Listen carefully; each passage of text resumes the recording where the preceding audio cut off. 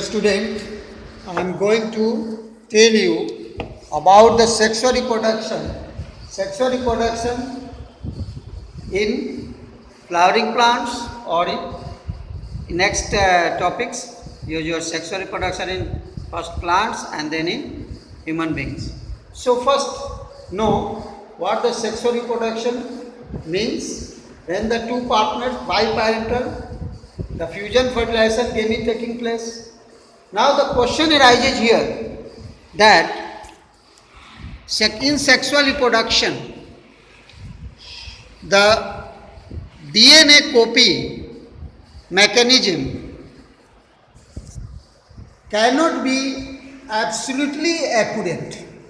Try to understand here that the DNA mechanism, that copy of DNA is very important event in the sexual reproduction. First of all, DNA copy occurs and DNA contains gene, so that is not accurate, exactly true. It may develop some error. Error brings about variation, and variation help in evolution. Variation must be slow because the pace of the evolution requires a slow variation. Fast variation may create chaos. So that is not beneficial. Slow variation brings about evolution and very few. So every individual organism cannot be protected from variation. Because, try to understand this point, because the variation may be positive or may be negative. Variation, some are beneficial, some are harmful. So cannot be protected. But in a population, variations are ensuring the survival of a species. You can take the example of thermoresistive bacterium. So when the evolution taking place, some of the bacteria develop the heat resistance capacity and may survive even in adverse conditions. So such a variations brings the survival benefits for the species. Now you must know about the sexual reproductions are of generally three types. One is isogamous, another is anisogamous, and the third is oogamous. So what happens in these three mode of reproduction? You must know. In isogamous, iso means equal. So here the gametes, male and female gametes, you cannot morphologically differentiated. Both are identical.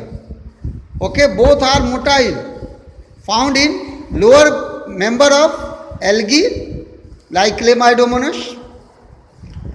Anisogamous, here both male and female are motile, but they are morphologically different. One will be larger than the other will be a smaller. Both will motile. So such a reproduction is called anisogamous, found in again lower member of algae like volvox, etc. And oogamous type of sexual reproduction. In oogamous, here the female is non-motile, no locomotory organ is present, but male is motile.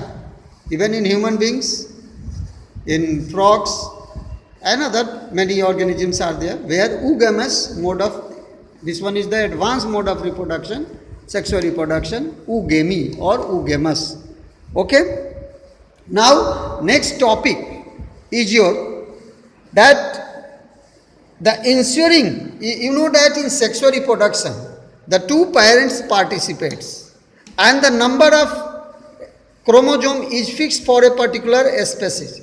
So how the number of chromosome, if two individual participates in sexual reproduction and share their own genetic material, so genetic material will be double.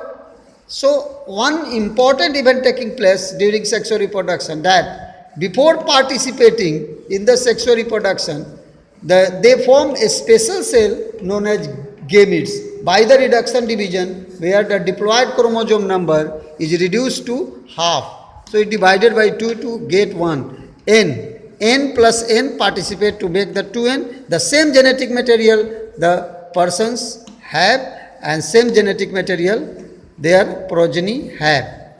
No any change. Only difference that female has double X or male has XY. So in this way, the constant number of chromosome is ensured for a particular species. Let us know the diagram of a flower. When you observe the diagram of a flower, we know that a flower is a very fascinating organ. It has a stalk from the parent's plant. There is a stalk through which the flower is attached.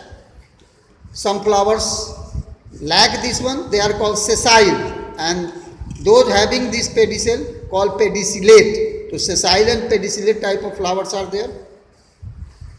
Here pedicel, at the tip of pedicel there is a swollen part that is called thalamus or receptacle or torus. Any word you can use for that. This thalamus, and on that thalamus sepals are green leaf-like structure developed, which are numerous trimerous, tetramerous or pentamerous in their nature.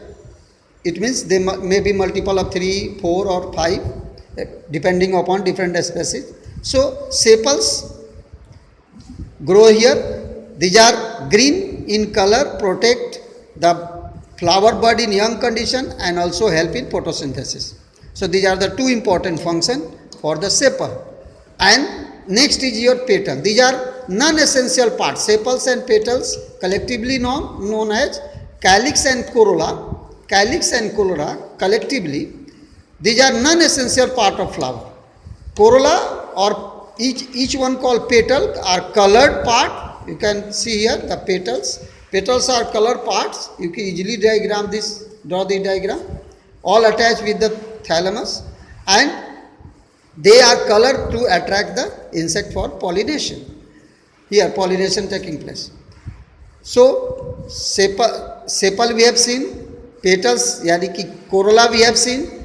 Then the second part, which are essential, third part is the stamen having anther. This lobe structure is known as anther, in which pollen grains are produced, and filaments help to extend the anther so that pollination taking place easily. So pollen grains developed here in the male part. Each one called stamen, collectively called androecium. And the last one, that is the fourth one, is the female part known as stigma. The upper part is a stigma. This stalk-like structure is a style, and the swollen base is called ovary, attaches to the again thalamus. So a stigma, a style and ovary together form the female part, that is called pistil, or collectively, many pistil collectively called gynoecium. So there are 4 parts of flower: calyx, corolla, androecium and gynoecium. Out of these, calyx and corolla are non-essential, and androecium and gynoecium are essential. Lacking of any one of the parts, the flower is said to be incomplete flower. If only pistil is called present in the plant, that is called pistillate flower.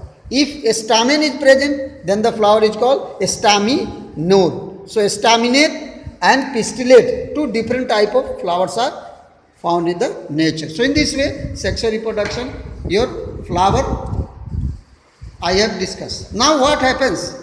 The transfer of pollen grains produced in anther here, and transfer of pollen grain from anther to a stigma is known as pollination. So what happens after pollination? In next video we will discuss in more about that, what the pollen grain germinate and then come to the fertilize here, bring about double fertilization and triple fusion. Later on we will discuss. Okay, thank you.